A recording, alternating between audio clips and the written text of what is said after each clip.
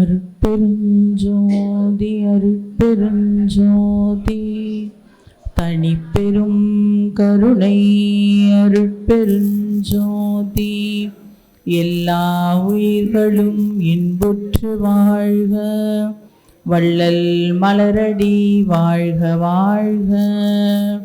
எல்லாம் வல்ல அருட்பெரும் ஜோதி ஆண்டவருக்கும் வாடிய பயிரை கண்டபோதெல்லாம் வாடிய வள்ளல் பெருமானாருக்கும் சீர்மிகு சென்னையை தர்மமிகு சென்னையாக்கி வாழ்ந்து வழிகாட்டி கொண்டிருக்கின்ற அருள் ஜோதி அண்ணாலய சதீஷ்ராஜ் அடிகளார் ஐயா அவர்களுக்கும் தயவு கருணை அன்பு அருள் உணர்வோடு இங்கு நம் அனைவரையும் அழைத்து அன்பு பாராட்டி கொண்டிருக்கின்ற நமது விஜயகிருஷ்ணன் ஐயா அவர்களுக்கு உற்ற துணையாக உள்ள அவர்கள் மனைவி, அவர்கள் குடும்பத்தார் அனைவருக்கும், அவருடன் சேர்ந்து தொண்டு புரிந்து கொண்டிருக்கின்ற அருளாளர்களுக்கும், தயவு ஆன்ம ஒருமைப்பாட்டு உணர்வோடு வந்து அமர்ந்துள்ள அருளாளர்கள் அனைவருக்கும் இந்த நேரத்தில் தயவான வந்தனத்தை தெரிவித்துக் கொள்கின்றேன்.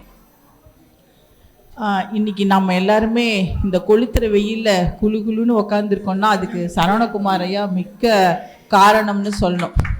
ஏன்னா நம்மளோட செயல் ரொம்ப சிறப்பாகவும் உண்மையாகவும் சக்தியாகவும் சத்தியமாக இருந்தால் எனக்கு யார் இருக்காங்க, எனக்கு சன்மார்க்கத்தை நடத்துறதுக்கும் நானே ரொம்ப பாவம், எதுவும் என்னால் செய்ய முடியாது அப்படின்னு சொல்லாமல் அடாது மழை பெய்தாலும் விடாது தொண்டு செய்து கொண்டிருக்கின்ற நம்மளோட விஜயகிருஷ்ணன் ஐயாவோட ஒரு ஸ்ரத்தையான உழைப்பு முயற்சி, அவரோட நல்ல மனசு, அதுதான் இன்னைக்கு நம்ம எல்லாரையும் இந்த இடத்துல உட்கார வச்சிருக்கு. அவருக்கு உற்ற துணையா நம்மளோட சரவணகுமார் ஐயா நம்மளை எல்லாரையும் இங்கே அழகாக உட்கார வச்சு அலங்கரிச்சுக்கிட்டு இருக்காங்க. சன்மார்க்கத்தில் நாம் சிறப்பாக இருந்துட்டாலே போகிறோம், நமக்கு என்ன கிடைக்கணுமோ அது எல்லாமே சிறப்பாக கிடைக்கும்ன்றதுக்கு இது ஒரு பெரிய சாட்சியாக இருக்குது. நாம் எதுக்குமே பயப்பட வேண்டாம். என்கிட்ட இதானே இருக்குது, நான் என்ன செய்ய முடியும் அப்படின்னு யோசிக்கவே வேண்டாம். நாம் போக போக போக அது நமக்கு என்ன கிடைக்கணுமோ அது எல்லாமே சிறப்பாக கிடைக்கும். அருளை பற்றி ஐயா அருள் கிடைக்கிறதுக்கு என்ன வழி அப்படிங்கிற தலைப்புல பேச சொல்லியிருக்காங்க. அருள் கிடைக்கணும்னா ஐயா சொன்ன எல்லா ஒழுக்கத்தையும் ரொம்ப சிறப்பா கடைபிடிக்கணும். அது இருந்தாதான் அருளை முக்கியமா நமக்கு கிடைக்கும். அத எல்லா கொள்கைகளையுமே கடைபிடிக்கணும். நம்மளோட கல்யாணி அம்மா அந்த ஒழுக்கத்தை பத்தி ரொம்ப ரொம்ப சிறப்பா பேசினாங்க. ரொம்ப ரொம்ப யதார்த்தமான விஷயங்கள் தான். இதுல எல்லாமே நம்ம எவ்வளவு தூரத்துக்கு தேர்ச்சி பெற்றிருக்கோமான்னா ரொம்ப கஷ்டம்தான். இப்ப ஜூஸ் எல்லாருக்கும் எடுத்துட்டு வந்து கொடுத்தாங்க. நியாயமா எல்லாருக்கும் ஒரு டம்ளர் தான் ஜூஸ் குடிக்கணும். இங்க ஜூஸ் எடுத்துட்டு வந்து கொடுத்த உடனே ஐயா சுத்த சன்மார்க்கியா இருக்கிறதுனால, யார் சுத்த சன்மார்க்கினா இதுதான் சுத்த சன்மார்க்கம். ரொம்ப பெருசா சொல்லிக்கிறதுக்கு எதுவுமே இல்லை. இல்ல இது எனக்கு வேண்டாம், இதுல சில்லுன்னு ஒரு சூழ்நிலை இருக்கு, அதனால பால்லாம் கலந்துருக்கு, எனக்கு இது தேவையில்லைம்மான்னு சொல்லிட்டு எடுத்து பெருசா வச்சுட்டாரு. எடுத்துட்டு நீங்க சாப்பிடுங்கம்மான்னு சொன்னாங்க. அப்ப ஒரு டம்ளர் தான் நியாயமா குடிக்கணும். இவர் சொன்ன அன்புக்காக 2 டம்ளரையும் நான் குடிச்சிட்டேன். அப்ப எது சுத்த சன்மார்க்கம்னு பார்த்தா, யாருக்கு அருள் இருக்குன்னு சொன்னா தனக்கு இருக்கிறதையும் மற்றவங்களுக்கு கொடுக்கிறவங்களுக்கு தான் உண்மையான அருள் இருக்கும். அதனால சிறந்த அருள் இப்படிதான் கிடைக்கும். இது பெருசா யோசிக்கணும், பெருசா முயற்சிக்கணும்லாம் ஒன்றும் இல்லை. எது ஐயா சொன்ன சன்மார்க்கமோ அதுல ஒவ்வொரு விஷயத்திலையும் வழுவாம இருக்கும் பொழுதுதான் அது ஒரு சுத்த சன்மார்க்கமா இருக்கு. அதுல இருந்துதான் அருள் கிடைக்கும். ஐயா சுத்த சன்மார்க்கியோட பக்கத்துல உட்கார்ந்து இருக்கிறதுலயும் அருள் அடைஞ்ச ஐயாவோட பக்கத்துல உட்கார்ந்து இருக்கிறதும் ஒரு பெரும் மகிழ்ச்சி. நம்ம சன்மார்க்க அருளாளர்கள் எல்லார்கிட்டையும் ஒரு தாழ் பணிந்து தயவான ஒரு செய்தி, எல்லா சன்மார்க்க அன்பர்களுக்கும் ஒரு தயவான ஒரு விண்ணப்பம். நாம ஒரு வீட்டுக்கு போறோம்னு பாருங்களேன். இப்போ இங்க புதுசா வந்த சன்மார்க்க அருளாளர்களும் இருப்பாங்க, புதுசா நிகழ்ச்சிக்கு வந்தவங்களும் இருப்பாங்க, வெகு காலமா இருக்கிற சன்மார்க்கிகளும் இருக்கலாம். யாருன்னா ஒருத்தவங்க சன்மார்க்கத்துல புதுசா ஒருத்தவங்கள இது மாதிரி விஜயகிருஷ்ணன் ஐயா நிகழ்ச்சி நடத்துறாரு வாங்க அப்படின்னு சொல்லியிருக்கலாம். இல்ல ரொம்ப காலமா சன்மார்க்கத்துல பயணிக்கிறவங்களும் இருக்கலாம்.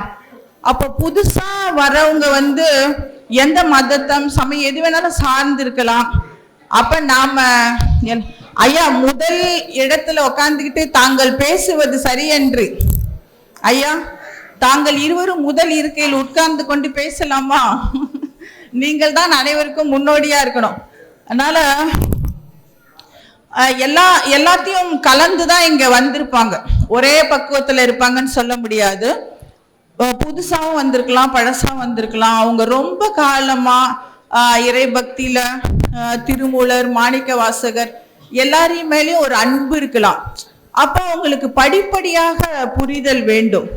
அப்ப அப்படி படிப்படியா புரிதல் வேணும்னும் போது நாம என்னோட அப்பா வள்ளலார் மிக மிக மிக உயர்ந்தவர், எல்லா நிலைக்கு மேல் அப்பாற்பட்டவர், பெருநிலை அடைந்தவர். இத இந்த உலகத்துல யாரும் மறுக்க முடியாது. இது சத்தியமான உண்மை. ஆனாலும் நாம எல்லாருமே ஐயாவை பத்தி பேசும் பொழுது மட்டும் வள்ளலார் மட்டும் திருமூலரை விட, மாணிக்க வாசகரை விட, திருஞான சம்பந்தரை விட அப்படிங்கிற வார்த்தையை நாம யாருமே சொல்லக்கூடாது. மாணிக்க வாசகரோ திருஞான சம்பந்தரோ திருமூலரோ நான் தான் பெரிய ஆளுன்னு அவங்க சொல்லவே இல்லை. அவங்க யாராவது சொன்னா கூட நம்ம பேசலாம். ஏன்னா அவங்களோட நிலைக்கு அவங்க அடைந்தது, அவங்க பாடியது, அவங்க வாழ்ந்தது எல்லாமே எவ்வளோ பெரிய விஷயங்களா அவங்க ஒவ்வொருத்தருமே வாழ்ந்து அவங்க பெரிய நிலையில அவங்க அளவுக்கு முடிஞ்ச நிலையை அவங்களாம் சிறப்பா அடைஞ்சிருக்காங்க. ஏன்னா என்னோட கணவர் நம்ம எல்லாருக்கும் தெரிஞ்ச சதீஷ் அடிகளார் ஐயா தான். அவங்க வாழ்ந்த வாழ்க்கையிலேயே அவங்க ஒரு 15 வருடத்துக்கு மேல படாத பாடுபட்டு தன்னோட நரம்பு, எலும்பு, தசை, மாமிசம், மஜ்ஜை இது எல்லாத்தையும் உருக்கி சன்மார்க்கத்துக்காக வாழ்ந்தாங்க. சாதாரணமாக ஒரு மனிதராக பிறந்து பெரிய பெரிய பாடல்லாம் எழுதல, பெரிய பெரிய தவம் செய்யல, எதுவுமே பெருநிலையெல்லாம் பெரிய தவம் செஞ்சாங்க, பெருசா பெரிய பெரிய பாடெல்லாம் எழுதினாங்கன்னு மாணிக்க வாசகர் மாதிரியோ திருமூலர் மாதிரியோ எல்லாம் எழுதல. அப்படிலாம் எழுதலைன்னா கூட அவர் தன்னோட உயிரை எப்படி உருக்கி சன்மார்க்கத்துக்கு நிலை நிறுத்தினார்ன்றத நேர்ல இருந்து நம்ம பார்த்திருக்கோம், வாழ்ந்திருக்கோம். அப்போ ஒரு சாதாரண மனிதரா பிறந்தவரே சன்மார்க்க மக்களுக்கு வெளிப்படணும்னு சொன்னா எப்படியெல்லாம் வாழ்க்கை வாழ வேண்டி இருக்குன்னும் பொழுது பெரிய ஞானிகள், யோகிகள் எல்லாருமே எப்படி வாழ்ந்திருப்பாங்க. திருமூலர் எவ்வளவு பாடல், எவ்வளவு அழகு பாடல் எழுதியிருக்கார். நாம சொல்லும் பொழுது வள்ளலாரோட சிறப்பை நல்லா சொல்லலாம். வள்ளலாரோட அழகு 6000 பாடல்கள், 6000 சிறப்பு, பல லட்சக்கணக்கான அழகு எல்லாமே இருக்கு. நாம எல்லாருமே பேசும் பொழுது ஐயாவோட அழக எவ்வளவு வேணாலும் சொல்லலாம். அது நமக்கு எல்லாருக்குமே உரிமை இருக்கு. ஆனா அவர்கள் எல்லாரையும் விட, அந்த ஞானிகளை விட, ஒரு போன வாரத்துல சித்திரை 1க்கு திருவாசகம் படிச்சுக்கிட்டே இருக்காங்க ஒரு அம்மா. அவங்க சிதம்பரத்துல இருக்காங்க. அவங்க நம்மளோட கண்ணதாசன் ஐயா நடத்தின நிகழ்ச்சிக்கு வந்தாங்க. அவங்க திருவாசகம் படிச்சுக்கிட்டே இருக்கவங்க தான். நம்ம ஐயாவோட சிறப்பு பத்தி சொல்லும் பொழுது அந்த அம்மாவுக்கு ஒரு நிறைவு வருது. அப்போ நம்ம பேசி முடிச்சோன்னா அவங்க சொல்றாங்க, அம்மா எனக்கு ஐயாவை பத்தி நிறைய தெரிஞ்சுக்கணும்னு ஆசையா இருக்கு. சின்ன வயசுல இருந்தே எனக்கு ஆசை, ஆனா என்னோட பெற்றோர்கள்லாம் விடல. அதனால நான் தொலைபேசியில தொடர்பு கொண்டா நான் திருவாசகம் மட்டும்தாம்மா படிக்கிறேன். ஐயாவை பத்தி எனக்கு நிறைய தெரிஞ்சுக்கணும். அப்ப நீங்க எனக்கு ஐயாவை பத்திலாம் சொல்லுங்கம்மான்னு சொல்லிட்டு அவங்களே இப்போ போன்ல ஒரு 2 நாளுக்கு அப்படி கேட்குறாங்க. நம்மளும் சொல்றோம். அப்போ நம்ம எடுத்த உடனே மாணிக்க வாசகர்லாம் விட வள்ளலார் தான் அப்படின்னு சொன்னா பல வருட காலமா திருவாசகத்தை படிக்கிற அம்மாவுக்கு எவ்வளவு மனசு வலிக்கும். அதனால யார் மனமும் வலிக்காம நாம கொண்டு போகணும். நாம வள்ளலார் சொல்றோம், வேகப்படுறோம், வேகமா பல விஷயங்களை பதிவு செய்யறோம். ஐயா எவ்வளவு தயவா பாடுறாங்க பாருங்க. இருந்த இடம் தெரியாத இருந்த சிறியேனை எவ்வுலகில் உள்ளவரும் ஏத்திட மேலேற்றி அடுத்தவர் அருந்தவரும் அயன் முதலாம் தலைவர்களும் உரைத்தே உளத்தே அதிசயிக்க திரு அமுதம் அளித்தே பெருநிலையில் வாழ்கின்ற அரசே என் பிதற்றும் ஏற்றருளே அப்படின்னு சொல்றாங்க. அதாவது ஐயா அயன் முதலாம் இருக்கிறவங்களுக்கெல்லாம் கூட நீ திரு அமுதத்துக்காக காத்துக்கிட்டு இருக்காங்கப்பா. ஆனா எனக்கு நான் இருந்த இடம் தெரியாம இருந்தேன், ஆனா என்னை மேலே ஏற்றி எனக்கு எல்லாத்தையும் கொடுக்குறப்பா அப்படின்னு சொல்லும் பொழுது பிதற்றும் ஏற்றருளேன்னு சொல்றார். நான் பிதற்றுறேன்ப்பா அப்படின்னு சொல்றாங்க. அதே அருள் விளக்க மாலையில இன்னொரு பாடல்லையும் அயன் நான் முதலோர் ஏறாத நிலையில் என்னை ஏற்றி வைத்து திரு அருளாம் அளித்தீர்கள் அப்படின்னு சொல்றாரு. அப்ப என்ன சொல்றாங்கன்னா, என் சிறு மொழி ஏற்றருளேன்னு சொல்றாங்க. அதுக்கு முன்னால என்ன சொல்லுவாங்க, ஐயா சாற்றுகின்றேன், நான் பெருநிலையில சொல்றேன், தயவா இதை எடுத்துக்கப்பா அப்படின்னு சொன்னவரு பல இது மாதிரி ஞானிகளோடலாம் நம்ம ஒப்பிடுறமே அப்படின்னு நினைக்கும் பொழுது, நான் பிதற்றும் இந்த மாலையை ஏத்துக்கப்பா, நான் சிறுமொழி சொல்றேன்ப்பா இதை ஏத்துக்கப்பான்னு சொல்லும் பொழுது வள்ளல் பெருமானாரோட தயவு எப்படி இருக்கு இல்லையா? அப்ப நமக்கும் அந்த தயவு இருந்து நாம எதை சொன்னாலும் ஐயா மட்டும்தான், ஐயா மட்டும்தான், ஐயா மட்டும்தான்றத நம்ம மனசுல எடுத்துக்கணும். சரி, இதெல்லாம் சொல்றாங்களே, இந்த அம்மாக்கு சமயப்பற்று அதிகமான்னு நீங்க நினைக்கலாம். சிறு வயதிலிருந்தே எனக்கு கடவுள் நம்பிக்கையே கிடையாது. ஏன்னா அம்மா அப்பாலாம் ரொம்ப பக்தியா இருந்தவங்க. சிறு வயசுல இருந்தே எனக்கு கடவுள் நம்பிக்கையே கிடையாது, கடவுள் ஈடுபாடும் கிடையாது. ஆனா பெற்றோர்கள் எல்லாமே வணங்காத கடவுளே கிடையாது.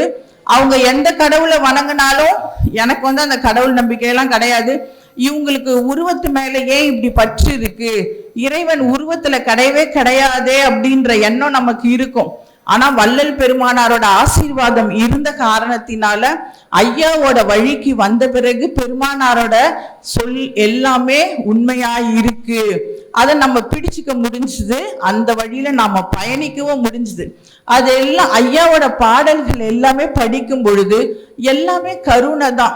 ஐயா சொல்லுவாங்க, பாலும் நீரும் போல பார்ப்பனர் நட்புன்னு சொல்லுவாங்க. ஆனா பார்ப்பனர்கள் தான் ஐயாவை தப்பு தப்பா சொல்றாங்க. எதுக்கும் நாம யாரையுமே ஒரு குற்றம் குறை சொல்லாம பிறர் குற்றம் விசாரியாதீர்கள் அப்படின்னு சொல்ற மாதிரி யாரையும் குற்றமா சொல்லாம, பிறர் குற்றத்தை பத்தி அவங்கள பின்னாலேயும் பேசாம, அவங்க கிட்ட தவறு இருந்தா கூட தனியா கூப்பிட்டு அவங்க கிட்ட அதை பேசணும்னு சொன்னா சன்மார்க்கம் தழைச்சி வந்துடும். அது ரொம்ப பெரிய அளவுல நடக்கணும்னு சொன்னா நான் எல்லாரையும் நேசிக்கணும், எல்லாரையும் அரவணைக்கணும். ஆனா அதுல போய் வழிக்கு விழுந்துடணும்ன்ற அவசியம் இல்லை. இப்ப நாம தேன் எப்படி நாம குடிக்கணும்னு நினைச்சா மேல இருக்கிறது வரைக்கும் எடுத்தாதான் தேனிக்கு நல்லது, இல்ல அதுலயே விழுந்துருச்சுன்னா அது இறந்துரும் இல்லையா? அதே போலதான் எல்லாரோடையும் நாம் அன்பு பாராட்டணும். எடுத்த உடனேயே நிறைய பேச்சாளர்கள் ரொம்ப வேகமா இதை சொல்லிடுறாங்க. அப்படி சொல்லும் பொழுது அதுவும் கோவிலுக்குள்ளேயே போயிட்டு கோவிலே இல்லைன்னா அவங்களுக்கு ஒரு மாதிரி கஷ்டமா இருக்கு. அதனால எல்லாரும் புரிந்து கொள்ளுகின்ற காலம் வந்துரும். அதை நம்ம எல்லாருமே ரொம்ப எல்லா சன்மார்க்கிகளோட திருப்பாதங்கள்ல தயவோட சாஷ்டாங்கமா நமஸ்காரம் பண்ணி கேட்டுக்கிறேன். நம்மளோட சன்மார்க்கம் தழைக்க வேண்டும் அப்படிங்கிற உணர்வு உள்ள நாம யாருமே வள்ளலார் மட்டும்தான் என்பதை மனதில் வைத்துக்கொண்டு வெளியில பேசும் பொழுது எல்லோரையும் அன்பு பாராட்டி எல்லோரையும் நேசித்து ஐயாவோட சிறப்பை நாம பேசிட்டோம்னு சொன்னா சன்மார்க்கம் மேல்நிலைக்கு போகும் என்பது ஒரு சத்தியமான உண்மை. இது எல்லாமே நாம ரொம்ப சிறப்பா கடைபிடிக்கணும். இது நம்ம எல்லாருக்குமே இப்போ இந்த காலகட்டத்துக்கு ரொம்ப ரொம்ப அவசியமா இருக்கு. அப்பதான் எல்லாருமே நம்ம கிட்ட வருவாங்க. அவங்க வந்த பிறகு அவங்களுக்கு நாம உண்மையை சொல்லிடலாம். நாம ஜாதி மதம் சமயம் கிடையாது, இதை தாண்டி ஐயா நமக்கு நிறைய நிறைய கொள்கைகளையும் சொல்லியிருக்காங்க. அந்த கொள்கைகள் எல்லாத்தையுமே நாம கடைபிடிக்கணும்ன்றதும் இருக்கு. ஜாதி கிடையாது, சமயம் கிடையாது. சரி, இதையும் தாண்டி ஐயா சொல்லியிருக்கார் இல்லையா? அந்த கொள்கையிலெல்லாம் நாம இருக்கோமா? சுத்த சன்மார்க்கம் என்றால் வெறும் ஜாதி மதம் சமயம் கிடையாதது மட்டுமா? இதை தாண்டி எத்தனை விஷயம் இருக்கு. அதுல நான் எந்த படியில இருக்கேன் இறைவா, நான் எந்த படியில இருக்கிறேனே தெரியலப்பா. அதையும் நாம எல்லாருமே ரொம்ப ரொம்ப ரொம்ப யோசிக்கணும். என்கிட்ட என்ன குறை இருக்கு? இவ்வளவு விஷயத்துல ஜாதி மதம் சமயம் கடந்து பல பல கொள்கை திட்டங்கள் ஐயா சொல்லியிருக்காங்க. ஏன்னா இயற்கை உண்மை விளக்கமா இறைவன் இருக்கார். பருத்தியோட நிறம் எதுவா இருக்கு? வெண்மையா தானே இருக்கு. அப்ப எதுக்கு நாம வெண்மையா இருக்க நிறத்துல பல கலர்ல சாயம் போட்ட உடைகள்லாம் நம்ம உடுத்தலாமா? ஐயா வெண்மை நிறம் தான் போடணும்னு சொல்றாரு இல்லையா? ஏன்னா இயற்கை உண்மை விளக்கமா இறைவன் இருக்காரு என்னும் பொழுது இயற்கையோட நிறம், பருத்தியோட நிறம் என்னவா இருக்கு? வெண்மை தான். அப்ப எல்லா சன்மார்க்கத்துல இருக்கிறவங்களும் பருத்தியோட நிறத்துல உடைய உடுத்துறோமா? அதெல்லாம் நம்ம செய்யறது இல்லையே. உங்களுக்கு 9 துவாரம் இருக்க 10வது துவாரம் எதுக்கு? காதுல கம்மல் போடக்கூடாது, மூக்குல மூக்குத்தி போடக்கூடாதுன்றாரு. எல்லாரும் போடாம இருக்குமா? ஒரே நடை பகுதியில தானே இருக்கு. அப்ப நாம ஒவ்வொருத்தர்கிட்டயுமே நிறைய குறைபாடுகள் இருக்கு. என்னோட குறைபாடு என்னவா இருக்கு? இறைவா என்னை திருத்திக்கணும்ப்பா, என்னை நான் மாத்திக்கணும், தயவோட என்னை மாத்திக்கிறதுக்கு ஆசீர்வாதம் பண்ணுப்பா. இதுதான் நாம அவர்கிட்ட மண்டிட்டு வேண்டணும். இது நமக்கு எல்லாருக்குமே அவசியமா இருக்கு. நம்ம வேகப்படுறதுனாலயோ கோபப்படுறதுனாலயோ ஏதாச்சும் ஆகுமா? எதுவுமே ஆகாது. ஐயா சொன்ன கொள்கைகள் எத்தனையோ இருக்கே, அந்த கொள்கைகள் எல்லாம் நான் எல்லாத்தையும் ஜெயிச்சிட்டேனா? எதுவுமே நான் ஜெயிக்கலையே. அப்புறம் எப்படி நான் வேகப்பட முடியும்? ரொம்ப அதுல நான் எந்த படியில இருக்கேன்? அப்ப அந்த படிகள் எல்லாத்தையும் நம்ம எல்லாருமே மாத்திக்கணும். நமக்கு எல்லாருக்குமே என்னோட நிலையிலையும் நான் எடுத்த உடனே சொல்லிட்டேன். ஐயா சொன்னாரு, தூங்குறதுனால உடம்பு கொஞ்சம் நான் இழைச்சிருக்கேன்.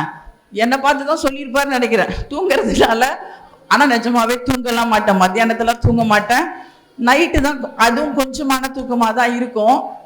தூங்குறதுனால சொல்ல, உண்மையாவே சொல்ல போனா சாப்பிட்ற விஷயத்துல ரொம்ப டேஸ்டா சாப்பிட்டுறேன்.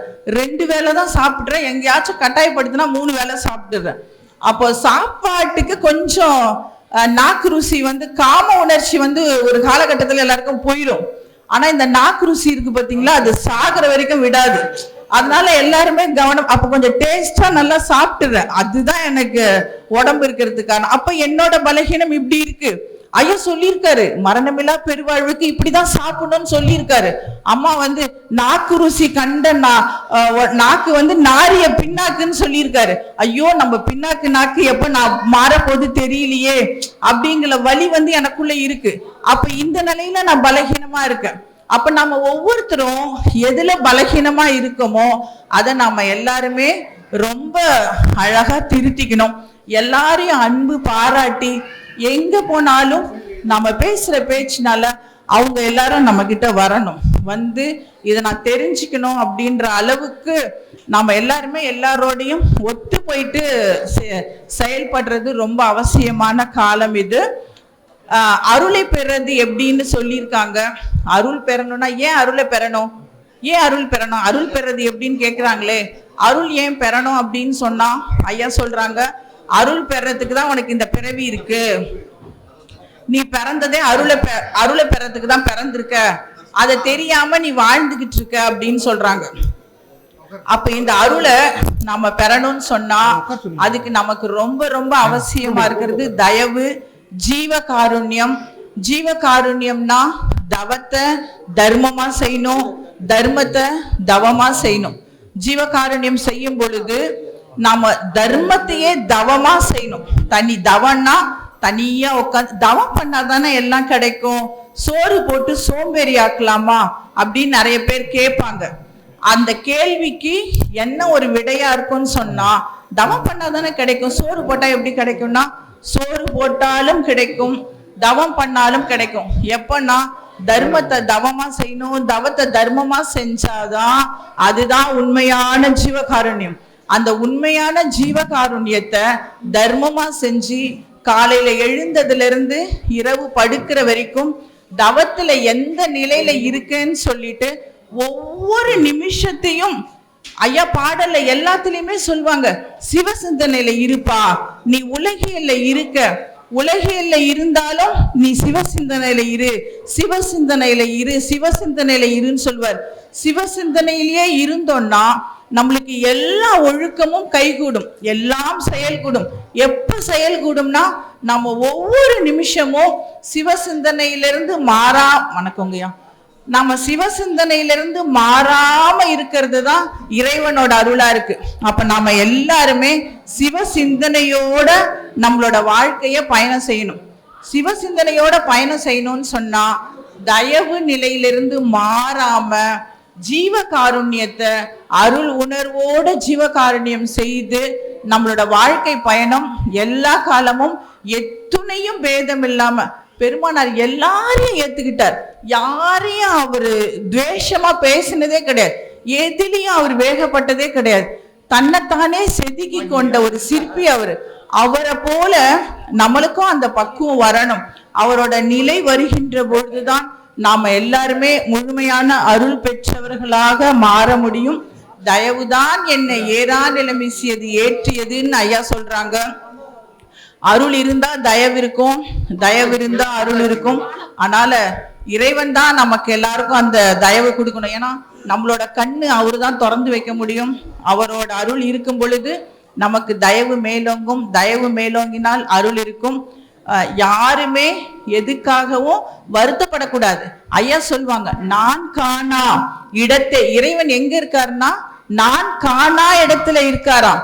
அப்போ ஒரு பசு வந்து ஆண் பசுவான்னு பார்க்க, ஒரு பசு வந்து கண்டுக்குட்டி போடுதுன்னு பாருங்களேன். அந்த கண்டுக்குட்டி ஆண் குட்டியா இருந்தா பிடிக்காது. ஆண் காணா அப்படின்னு சொல்லிட்டு ஐயா சொல்றாங்க. எல்லாத்துலயும் ஆண் வேணும்னு நினைப்போம். ஆனா கண்ணுக்குட்டி மட்டும் ஆண் குட்டியா பிறந்துருச்சுன்னா யாருக்குமே பிடிக்காது. ஏன்னா அது வந்து பால் தராது இல்லையா, பால் கொடுத்தா தானே பைசா கிடைக்கும். அதனால அவங்களுக்கு ஆண்குட்டி பிறக்கிறது இல்லை. ஏன்னா இப்பெல்லாம் ஊசி போட்டு கண்ணுக்குட்டி பிறந்துருது. அப்புறம் எதுக்கு கண்ணுக்குட்டி வந்து காலக்குட்டி தேவையே இல்லைன்னு நினைக்கிறாங்க. அப்போ அந்த அளவுக்கு பக்குவம் வந்து இது ஆணா பெண்ணா, ஆண் காணா, ஆண் பிறந்துருச்சேப்பா, அச்சுச்சோ நமக்கு பொருளாதாரம் இல்லப்பா அப்படின்னு நினைக்காம நான் காணா, நானுங்கிறது நமக்கு காணாம போற இடத்துலதான் நம்ம இறைவனோட அந்த பூரண அருளை அடைய முடியும். அந்த அருளுக்கு நமக்கு ஜீவகாருண்ய தயவு ரொம்ப தேவைப்படுது. யார் நம்மளை என்ன சொன்னாலும் நம்மளோட மனம் வந்து ஒரு நிதர்சனமான நிலையில நிக்கணும். நம்மளோட மனம் நிதர்சனமான நிலையில நின்று